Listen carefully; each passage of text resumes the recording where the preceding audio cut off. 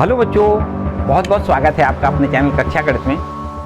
चलो देखो, हम बात करेंगे समाकलों के अनुप्रयोग की। तो यहां पर जो वक्र होते हैं, कुछ ऐसी आकृति होती हैं टेढ़ी बेढ़ी, जिनके हम क्षेत्रफल ज्ञात नहीं कर सकते, उनके भी क्षेत्रफल हम समाकलन की मदद से ज्ञात कर सकते हैं। कुछ आकृतियां आपने सीखी हैं, जैसे त्रिभुज का क्षेत्रफल बिना इंटीग्रल से हम कर सकते हैं, आयत का क्षेत्रफल बिना इंटीग्रल से हम कर सकते हैं। ठीक है, बहुत ढेर सारी वर्ग का क्षेत्रफल, समांतर चतुर्भुज का क्षेत्रफल, बहुत सी ऐसी ढेर सारी आकृतियां हैं जिनके क्षेत्रफल हम बिना इंटीग्रल से कर सकते हैं। लेकिन कुछ टेढ़ी मेढ़ी आकृतियां हैं, वक्र टाइप की हैं, उनके हम समाकलन की मदद से हम उनके भी क्षेत्रफल ज्ञात कर सकते हैं। हालांकि आपके कोर्स में ऐसी आकृतियां नहीं हैं जो बहुत ज्यादा डिफरेंट टाइप की हैं। कुछ पर्टिकुलर आकृतियां हैं जिनके हमें क्षेत्रफल ज्ञात करना है। वो कौन कौन सी पर्टिकुलर आकृतियां हैं उनको पहले समझना है। किन किन आकृतियों के क्षेत्रफल हम ज्ञात करेंगे वो पहले आपको समझना है। इसके बाद हम स्टार्ट करेंगे, क्या कैसे करेंगे वो बाद की बात है। हम आपको बता दें कि हमें यहां पर मुख्य कौन कौन सी आकृतियों को यहां पर समझना है, हम कैसे बनाएंगे। देखो, कुछ आकृतियां आपने कक्षा 10 में 11वें में पढ़ी, कुछ आकृतियां आपने कक्षा 11वें में पढ़ी हैं। जैसे आपको बता दें कि आपने एक रेखा आपने प्लॉट करना सीखा। ये वक्र को प्लॉट करना बता रहे हैं हम। ये रेखा आपने प्लॉट करना सीखा है, रेखा। इसके बाद वृत्त को भी आपने प्लॉट करना सीखा है। इसके बाद बात करें परवलय की, परवलय को भी आपने पढ़ा है, सीखा है किस प्रकार का ये चित्र बनाते हैं। इसके बाद करें दीर्घवृत्त, दीर्घवृत्त के बारे में भी आपने सीखा है, दीर्घवृत्त का समीकरण क्या होता है, दीर्घवृत्त का चित्र कैसे बनाते हैं। और इसके बाद में बात करें अगर अतिपरवलय की, तो अतिपरवलय के लिए भी आपने सीखा है, अतिपरवलय का फिगर कैसे होता है, उसका समीकरण कैसे ज्ञात करते हैं। और इसके बाद कुछ और आकृतियां हैं, जैसे साइन वक्र को कैसे बनाते हैं, साइन वक्र क्या होता है, ठीक है, कॉस वक्र क्या होता है।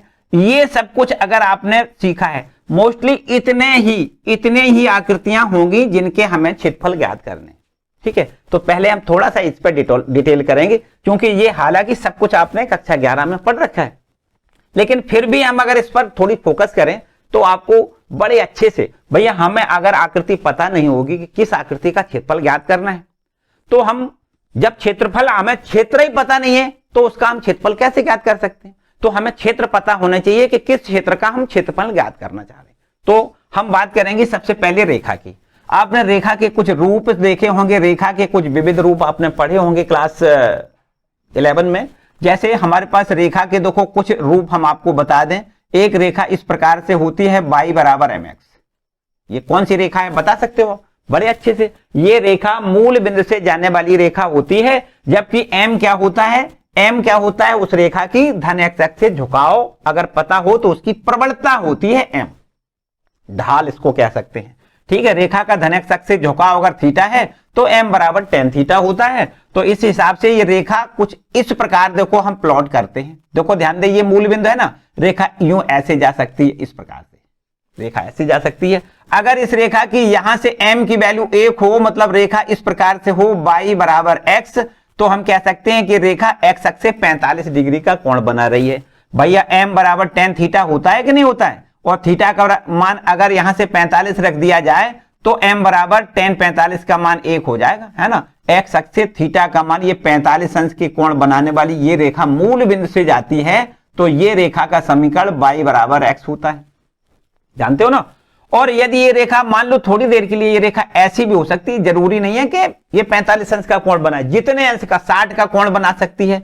तो यहां पर 60 अंश का कोण बनाती हुई मूल बिंदु से रेखा खींच सकते हो, है ना। यहां पर इस प्रकार से हो, जैसे y बराबर √3x लिखा हो, तो m बराबर tan थीटा से अगर इसकी तुलना करोगे तो tan थीटा का मान √3 और थीटा बराबर 60 अंश हो जाएगा। तो 60 अंश का कोण बनाती हुई रेखा हम खींचेंगे। ठीक है, और इसी प्रकार अगर m बराबर -1, जो मुख्यतः हम वो मान दे रहे हैं आपको जिनके हमें प्रश्न दिए जाते हैं। यहां पर एक्सरसाइज में जो प्रश्न दिए गए हैं उनकी बात कर रहे हैं हम।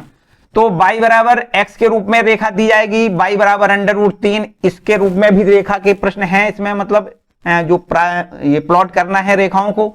और y बराबर -x, देखो y बराबर -x की भी रेखा हो सकती है। तो अगर y बराबर -x होगी तो यहां से x अक्ष एक्स अक्ष से 135 अंश का कोण बनाती हुई ये रेखा आपको बनानी है। ठीक है, रेखा का अगर हमें ये रेखा को प्लॉट करना आता है तो हम इनका क्षेत्रफल ज्ञात कर सकते हैं। देखो अभी तो हम केवल आपको ये बता रहे कि किस प्रकार के आपको चित्र बनाने हैं। ठीक है, अभी हम एरिया नहीं बता रहे, इसका कैसे ज्ञात करोगे वो बात की बात है। अगर कोई रेखा ऐसी भी दी जा सकती है कि जैसे x बटे a प्लस वाई बटे बी बराबर 1, देखो ऐसे भी रेखा का समीकरण होता है कि नहीं। अगर रेखा का ये समीकरण हो तो रेखा को हम इस प्रकार देखो प्लॉट करते हैं। देखो ध्यान दें, ये मूल बिंदु है, मूल बिंदु से धनात्मक दिशा में x अक्ष पर ये a अंतःखंड काटा जाए और y अक्ष पर अगर b अंतःखंड काटा जाए तो ये रेखा जो होती है उसका समीकरण होता है x बटे a प्लस वाई बटे बी बराबर 1, होता है कि नहीं। ये देखो ठीक है, इसकी भी हमें जरूरत पड़ सकती है। इसके बाद देखो बात करते हैं और भी कुछ हो सकती है, वो हम जैसे जैसे प्रश्न आएंगे, जो भी टाइप के प्रश्न आएंगे उसमें हम बताते रहेंगे।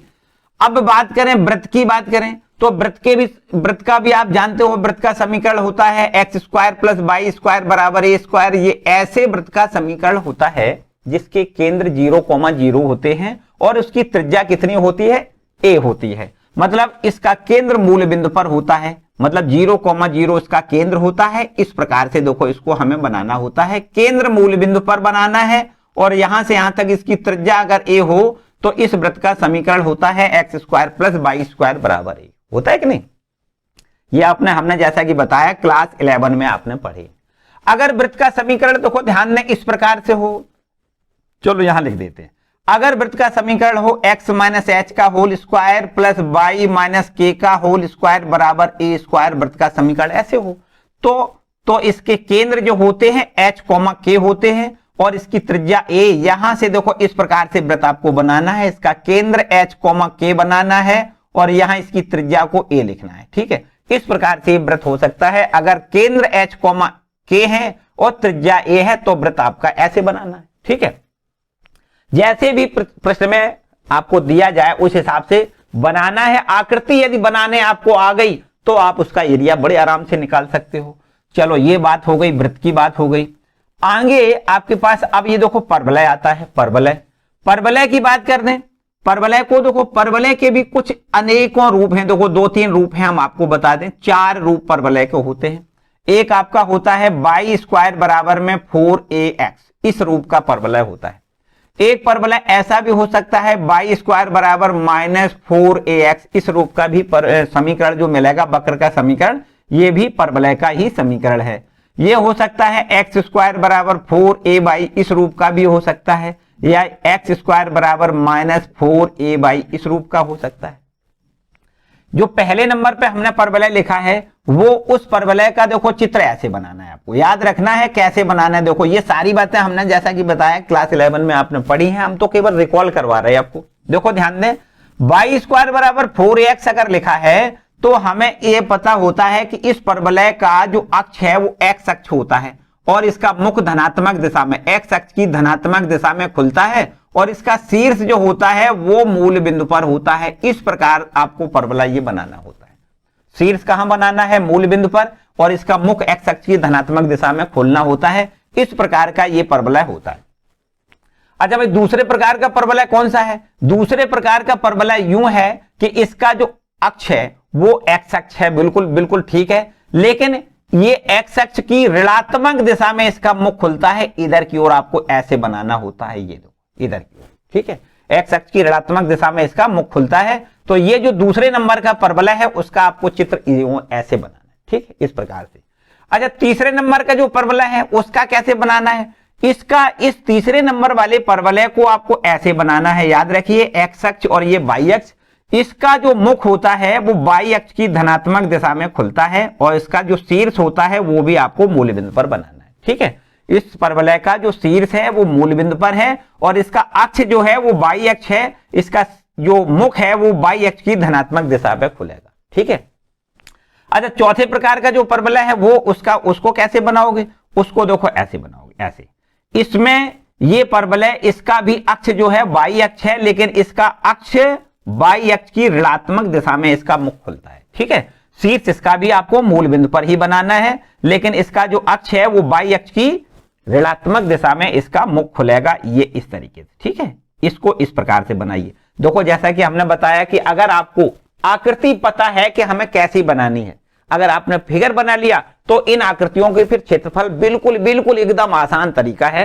बस केवल आपको पता होना चाहिए कि ये परवलय है, पहचानना पड़ेगा आपको कि भाई ये परवलय है या ये वृत्त है या ये दीर्घवृत्त है या परवलय है, साइन वक्र है या कोस वक्र है। मोस्टली हमने बताया कि 7 ही प्रकार के आपके प्रश्न होते हैं। ठीक है, आपके जो पाठ्यक्रम में है वो प्रश्न तो बहुत हो सकते हैं, लेकिन आपके जो पाठ्यक्रम में है वो कुछ इसी प्रकार के प्रश्न है। ठीक है, अच्छा अब बात करते हैं, देखो यहां से आ जाओ दीर्घवृत्त की, इसको रफ कर लेते हैं। दीर्घवृत्त की बात करें, दीर्घवृत्त की बात करें, देखो ध्यान दें दीर्घवृत्त को कैसे बनाते हैं। दीर्घवृत्त का जो समीकरण होता है वो कुछ इस प्रकार से होता है, x square upon a square plus y square upon b square बराबर में 1। ये है आपका दीर्घवृत्त का समीकरण। ये क्या है? दीर्घवृत्त का समीकरण है। इसमें क्या होता है कि यदि इस प्रकार से हो कि ए का मान बड़ा हो बी से, तो आपको दीर्घवृत्त को ऐसे बनाना होता है। याद रखिए ये दीर्घवृत्त का समीकरण है, और इसका जो ये ए का मान बड़ा है बी का मान छोटा है, तब इसको एक अंडाकार शेप में इस प्रकार बनाते हैं कि एक्स अक्ष पर बड़ा बनाना है, एक्स अक्ष पर बड़ा, ये देखो एक्स अक्ष बड़ी बनानी है, वाई अक्ष छोटी बनानी है। मतलब इसको हमें ऐसे अंडाकार बनाना है, और ये एक्स अक्ष ये लंबाई में बनाना है, क्योंकि ए बड़ा है। यहां से यहां तक ये दूरी को हम ए कहते हैं। ठीक है, ये इधर ए है, इधर भी यही है ए है, और पूरी मिला के इसको हम दीर्घाक्ष कहते हैं। क्या कहते हैं? दीर्घाक्ष।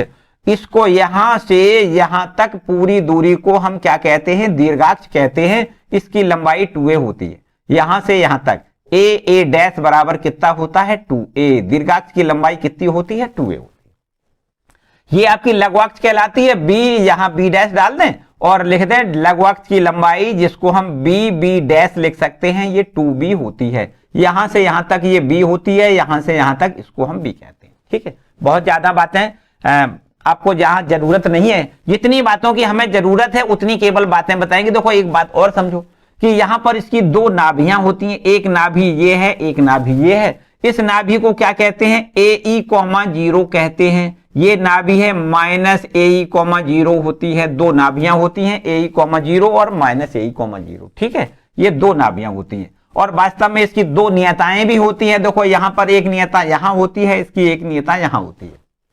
ठीक है, इस नियता को कहते हैं x बराबर a/e, और इस नियता को कहते हैं x बराबर -a/e। शायद मेरे ख्याल से इनकी जरूरत ना पड़े, लेकिन बता देते हैं यहां पर। ठीक है, चलो ये आपको दीर्घवृत्त इस प्रकार से बनाना है। लेकिन याद करिए कि दीर्घवृत्त में a का मान बड़ा है b का मान छोटा है, तो आपको ये x अक्ष पर लंबा बनाना है। ऐसे समझो, दीर्घाक्ष का मतलब बड़ी अक्ष, ये बड़ी अक्ष है, जो x अक्ष है वो बड़ी अक्ष बनानी है, और y अक्ष है उसको हमें छोटा बनाना है। तो इस तरीके से a का मान बड़ा है b का मान छोटा है, तो दीर्घवृत्त को इस प्रकार से बनाना है। और यदि इसका उल्टा हो जाए, मतलब a का मान छोटा हो b का मान बड़ा हो, तो याद रखिए दीर्घवृत्त आपको यूं बनाना है। ऐसे देखो, ध्यान दें, इस प्रकार बनाना है कि बाई वाली जो बाई अक्ष है उसको हमें बड़ा बनाना है। ये आपका जो b है वो बड़ा बनाना है, और ये a है वो छोटा बनाना है। मतलब ये आपका ये मूल बिंदु से यहां तक जो a है वो उसको छोटा लिखना है, यहां से यहां तक ये b है उसको हमें बड़ा बनाना है, इस तरीके से। ठीक है,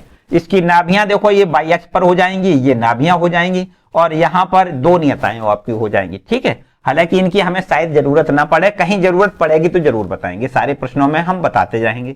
चलो इतनी बात हो गई दीर्घवृत्त की। अब अतपरवलय की बात करें। अतपरवलय क्या होता है? अतपरवलय का जो समीकरण होता है वो दीर्घवृत्त के समीकरण से थोड़ा मिलता जुलता। देखो ध्यान दें, ऊपर ये आपका जो अभी हमने यहां से देखो x² अपॉन a², दीर्घवृत्त में ये प्लस होता है और ये अतपरवलय में माइनस होता है। ये समीकरण आपका अतिपरवलय का समीकरण कहलाता है। x² upon a² minus y² upon b² बराबर 1। और इसका जो हम फिगर बनाते हैं वो इस प्रकार से बनाते हैं, इसके मुख दोनों अक्षों पर यहां पर इस प्रकार खोलते हैं। ठीक है, ये आपका अनुप्रस्थ अक्ष कहलाता है, ये आपका संयुग्मी अक्ष कहलाता है। इसकी भी 2 नाभियां होती हैं, 2 नियताएं यहां पर, एक नियता यहां, एक नियता यहां। ठीक है, तो इस तरीके से ये अतपरवलय का समीकरण होता है। ठीक है, अच्छा साइन वक्र भैया कैसा होता है? साइन वक्र बता दो क्यों, कैसे होता है? साइन वक्र को कैसे प्लॉट करोगे? देखो याद रखिए, अगर आपको कहीं साइन वक्र का ग्राफ बनाना पड़े तो यहां से देखो मूल बिंदु से ऐसे बनाना है आपको, इस प्रकार से, ठीक है, इस प्रकार से आपको बनाना है, ये यूं ऐसे, ठीक है। इस प्रकार से ये वक्र जो होता है वो साइन वक्र होता है। मान लो यहां पर हमें कहेगा प्रश्न कहां से कहां तक का क्षेत्रफल ज्ञात करना है, ये प्रश्न में कहेगा कि यहां से यहां तक का बताना है या यहां से यहां तक बताना है। याद रखिए कि ये देखो इस प्रकार से होता है, यहां पर होता है पाई बटे 2, ये होता है पाई, और यहां पर होता है ये 3 पाई बाई 2, और यहां पर होता है ये 2 पाई, ठीक है। अगर 0 से 2 पाई तक हमें क्षेत्रफल ज्ञात करना है तो इसका मतलब यहां से यहां तक पूरा क्षेत्रफल, ये वाला और प्लस ये वाला दोनों हमें जोड़ के, ठीक है। कभी कभी ऐसा होता है कि 0 से 2 पाई तक अगर क्षेत्रफल ज्ञात करना हो पूरा, जितनी आकृति दिखाई दे रही है, तो हम यहां से यहां तक की आकृति इसका क्षेत्रफल निकाल दें और जितना ये होगा उतना ही ये नीचे होगा, तो हम फिर डबल करके ऐसे भी कर सकते हैं। चलो अब बात करते हैं हम कौस वक्र की। कौस वक्र को कैसे प्लॉट करते हैं? कौस वक्र इस प्रकार से, देखो ध्यान दें, इनको याद रखना है कि बस इसी प्रकार का हमें फिगर बनाना है अगर साइन वक्र कहीं बनता है। कौस वक्र को कैसे बनाते हैं? देखो यहां से स्टार्टिंग करते हैं, इस प्रकार से, इस प्रकार से देखो, ठीक है। इसकी स्टार्टिंग हम इस प्रकार से करते हैं, यहां से यहां से यहां से यूं, ठीक है। ये आपका साइन जो कौस वक्र है वो इस प्रकार से आपको बनाना है, ठीक। यहां से स्टार्ट करके अब जितने हमें क्षेत्र का क्षेत्रफल ज्ञात करना होगा वो प्रश्न में दिया जाएगा। तो ये आकृतियां बच्चों ऐसी आकृतियां हैं जिनको हमें ग्राफ पर प्लॉट करना आना चाहिए, तब हम इन आकृतियों के क्षेत्रफल ज्ञात कर सकते हैं, ठीक है। अब हम कैसे ज्ञात करेंगे, अब यहां पर आते हैं हम कैसे ज्ञात करेंगे। चलो उस पर थोड़ी चर्चा कर लेते हैं। हम कैसे दिए गए वक्रों के समीकरण को ज्ञात करें, सॉरी वक्रों के क्षेत्रफलों को ज्ञात करेंगे, किस प्रकार करेंगे। अब देखो ध्यान दें बच्चों, एक बात समझें कि अगर हमारे पास कोई मान लो वक्र है y बराबर fx, ये आपका कोई एक वक्र है, ठीक है। ये वक्र है वो वक्र जिसका हमें ग्राफ पता होना चाहिए। तो हम मान लेते हैं थोड़ी देर के लिए कि ये हमारे पास कोई इस प्रकार का ग्राफ है, मान लेते हैं थोड़ी देर के लिए हमने ये मान लिया कि ये कोई फलन y बराबर fx का ग्राफ है, y बराबर fx का ये ग्राफ है, थोड़ी देर के लिए हमने ये मान लिया, ठीक है। अब इस वक्र के द्वारा देखो कहां से कहां तक, देखो ध्यान दें थोड़ा, यहां से यहां तक इसको हम यूं ऐसे रचना कर रहे हैं, ध्यान से समझना थोड़ी देर के लिए। आप अपने दिमाग को बिल्कुल हमारे साथ जोड़ दें, एकदम इस तरीके से समझो। यहां से अगर मूल बिंदु से यहां तक की दूरी, यहां से यहां तक अगर हम a दूरी मान लें, तो ये दूरी अगर a है तो इस रेखा को क्या कह सकते हो, x बराबर a कह सकते हो, पक्की बात है। यहां से इतनी दूरी को हमने a लिख दिया है, और यहां से यहां तक पूरी दूरी को अगर b लिख दिया जाए यहां से यहां तक, तो इस रेखा को हम क्या कह सकते हैं, x बराबर b कह सकते हैं। बोलो इतनी बात ठीक है। ये बिंदु आपका कहलाएगा a,0 और ये बिंदु कहलाएगा ये कहलाएगा b,0, ठीक है, ये b,0। तो अब देखो बच्चों एक बात समझो बड़े ध्यान से कि एक आपके पास रेखा है x बराबर a की, एक रेखा है x बराबर b की, और ये दिया गया जो वक्र है वो है y बराबर fx, ये वक्र दिया गया है, और ये आपकी x अक्ष दी गई है। देखो ध्यान दें, ये हमारी जो आकृति घिरी हुई है वो काहे से घिरी है उसको आपको ध्यान देना है। ये हमारी x अक्ष पर इन कोटियों से घिरी है, x बराबर a से, x बराबर b से, तथा कोटियां देखो x बराबर a, x बराबर b हो गई, और ये x अक्ष से भी घिरा है और ये वक्र से भी घिरा है। तो इतने क्षेत्र का अगर हमें क्षेत्रफल ज्ञात करना हो, देखिए ध्यान दें, इतने क्षेत्र का क्षेत्रफल ज्ञात करना हो, याद रखना है x अक्ष से घिरा हो, दी गई कोटियों से घिरा हो, तथा इस वक्र से घिरा हो, ये पूरा क्षेत्र है जिसका हमें क्षेत्रफल ज्ञात करना है। मान लेते इस पर नामकरण कर दें, देखो a इसको नाम दे दें, यहां पर b दें, और यहां पर c लिख दें, और यहां पर d लिख दें। तो पूरी a b c d जो क्षेत्र है उसका क्षेत्रफल मान लो हमें ज्ञात करना है। ध्यान से समझो, यहां पर हमें देखो ध्यान दें, दिए गए वक्र y बराबर fx तथा कोटियां x बराबर a व x बराबर b तथा x अक्ष से घेरे क्षेत्र का क्षेत्रफल, घेरे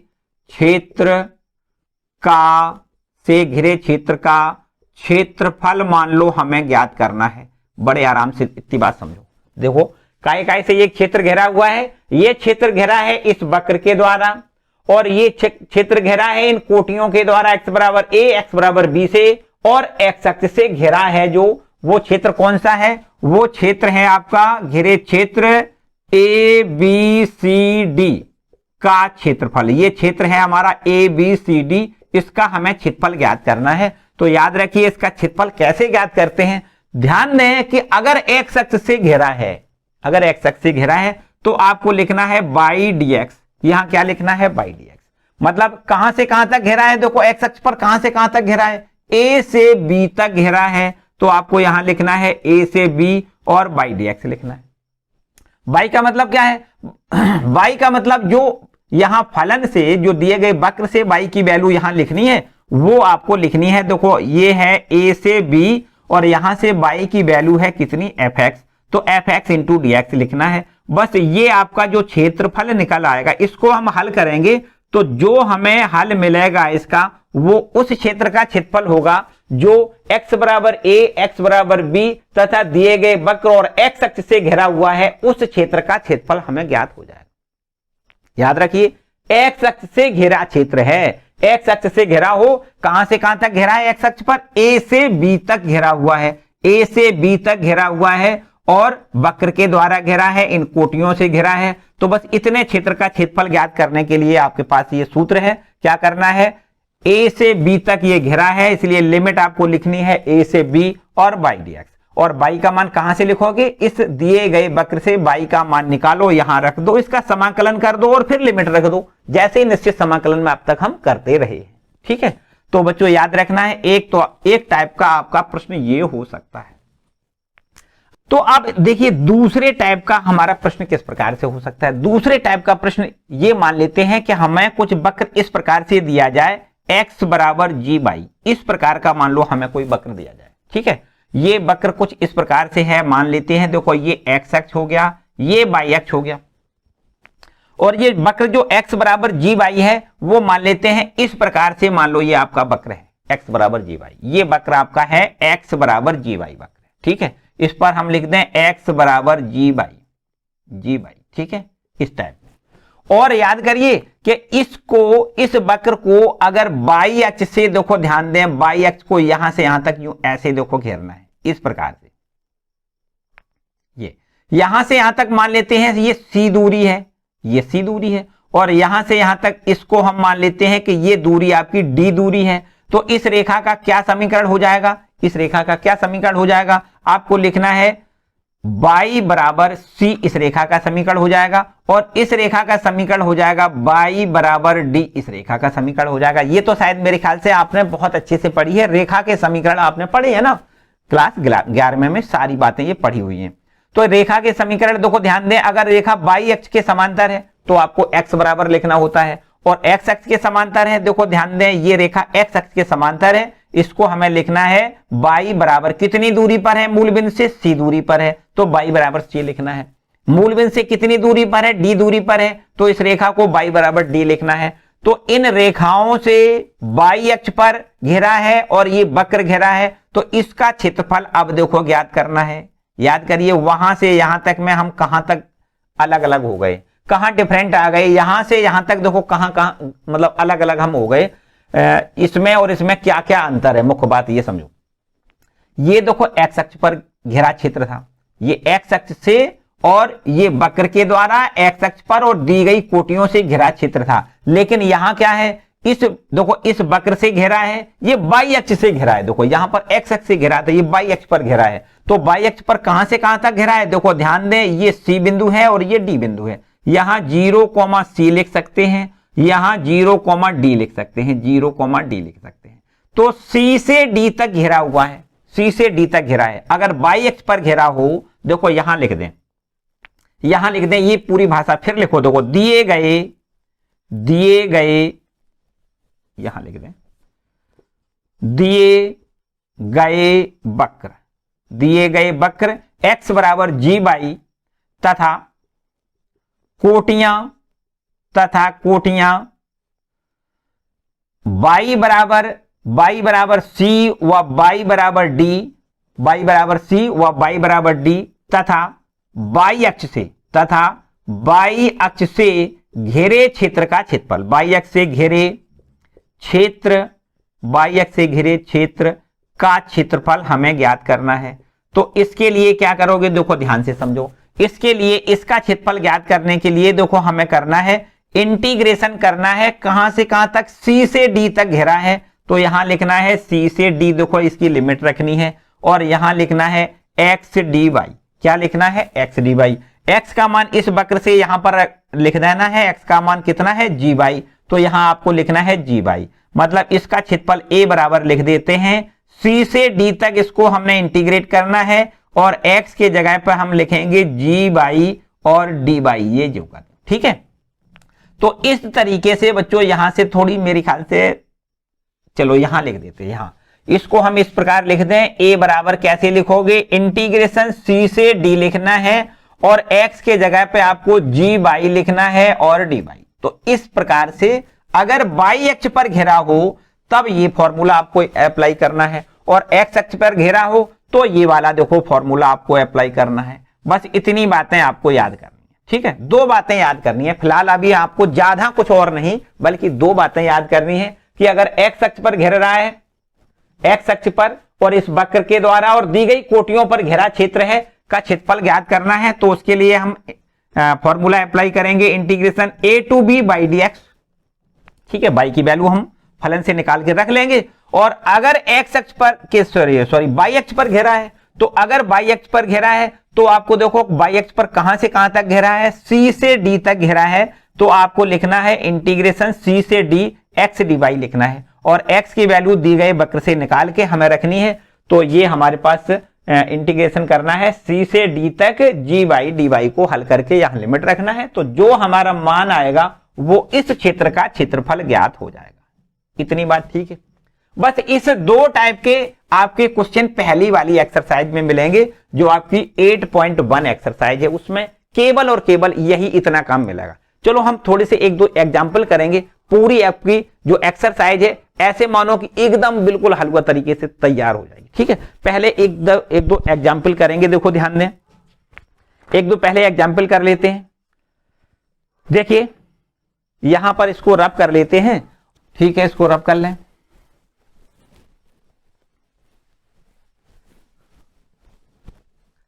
अब देखिए यहां पर एक एग्जाम्पल करते हैं हम। यहां पर पहला एग्जाम्पल है, लिखा है वृत्त है x square plus y square बराबर ए स्क्वायर, इसका हमें क्षेत्रफल ज्ञात करना है। देखो वृत्त दिया गया है आपका, ये पहला एग्जाम्पल है, इसमें एक वृत्त का समीकरण दिया गया है। वृत्त दिया है x square plus y square बराबर ए स्क्वायर, हमें इसका क्षेत्रफल ज्ञात करना है। तो बच्चों ये तो हमें पता है, हमने आपको पहले बताया भी है कि ये ऐसे वृत्त का समीकरण होता है जिसका केंद्र मूल बिंदु पर होता है। इसकी त्रिज्या कितनी होती है, ए होती है। X square plus y square बराबर ए स्क्वायर, ये ऐसे वृत्त का समीकरण है जिसका केंद्र 0,0। देखो यहां पर हमें एक चित्र बनाना है इस प्रकार से कि एक वृत्त है ये जिसका केंद्र मूल बिंदु पर बनाना है और उसकी त्रिज्या ए लेनी है। ये आपका देखो एक ऐसा वृत्त है जिसका केंद्र हमने मूल बिंदु पर बना दिया और यहां से यहां तक इसकी त्रिज्या कितनी है, ए है। ये आपका, इसका हमें क्षेत्रफल ज्ञात करना है। तो बच्चों एक बात बताओ, अभी हमने थोड़ी देर पहले आपको यह बताया कि अगर कोई क्षेत्र हमें ज्ञात, जिसका क्षेत्रफल ज्ञात करना है, वो काय से घिरा होना चाहिए, या तो वो एक्स अक्ष से घिरा होना चाहिए या वाई अक्ष से घिरा होना चाहिए, ऐसे ही तो बताया हमने। तो बच्चों एक काम करो कि यहां से आपको ये वृत्त 4 भागों में बंटता हुआ दिख रहा है, 4 भागों में। अगर हम इस भाग का क्षेत्रफल निकाल लें, इतने का देखो क्षेत्रफल निकाल लें, इतने का क्षेत्रफल निकाल रहे हैं और 4 का गुणा कर दें तो ये पूरे क्षेत्र का क्षेत्रफल हो जाएगा, पक्की बात है, हो जाएगा। तो अगर यहां देखें तो ये तो आपका 0,0 है, मूल बिंदु है, और यहां से यहां तक ये दूरी a है, तो इसको हम a,0 लिख सकते हैं, ठीक है। तो अब देखो ध्यान दें, अब ध्यान से समझो, इस क्षेत्र का हमें क्षेत्रफल ज्ञात करके 4 का गुणा करना है, पूरे वृत्त का क्षेत्रफल हो जाएगा। तो देखो एक्स अक्ष से ये घिरा हुआ है, एक्स अक्ष से घिरा है, ठीक है, इस वृत्त से घिरा है, और यहां से यहां तक की दूरी कितनी, a, 0 से a दूरी है, इसलिए इसको हम ऐसे लिख सकते हैं, वृत्त का अभीष्ट क्षेत्रफल, मतलब पूरे वृत्त का क्षेत्रफल हम बात करें तो पूरे वृत्त का क्षेत्रफल कैसे ज्ञात करोगे, पूरे वृत्त का क्षेत्रफल अभी हमने आपको जैसा कि बताया कि वृत्त का क्षेत्रफल ज्ञात करने के लिए आपको 4 का मल्टीप्लाई करना है और बस इस क्षेत्र का क्षेत्रफल ज्ञात करना है। देखो नामकरण कर दें, ओ ए बी, इस पर नाम डाल दें। तो यहां लिख दें 4 गुणे क्षेत्र, 4 गुणे क्षेत्र ओ ए बी का क्षेत्रफल ज्ञात करना है, समझो। ठीक है, इस क्षेत्र के क्षेत्रफल में 4 का गुणा कर देंगे, पूरे वृत्त का क्षेत्रफल हो जाएगा। तो देखो 4 गुणे इस क्षेत्र का क्षेत्रफल कैसे ज्ञात करोगे? लिमिट देखो 0 से a लेना है, 0 से a लिमिट लेना है और हमने बताया यदि x अक्ष से घिरा है तो हमें यहां बाई dx लिखना है। इतना ही तो बताया कि अगर x अक्ष से घिरा है तो इसको क्या लिखना है? By dx। अब y की वैल्यू हम कहां से? यहां से देखो निकालेंगे।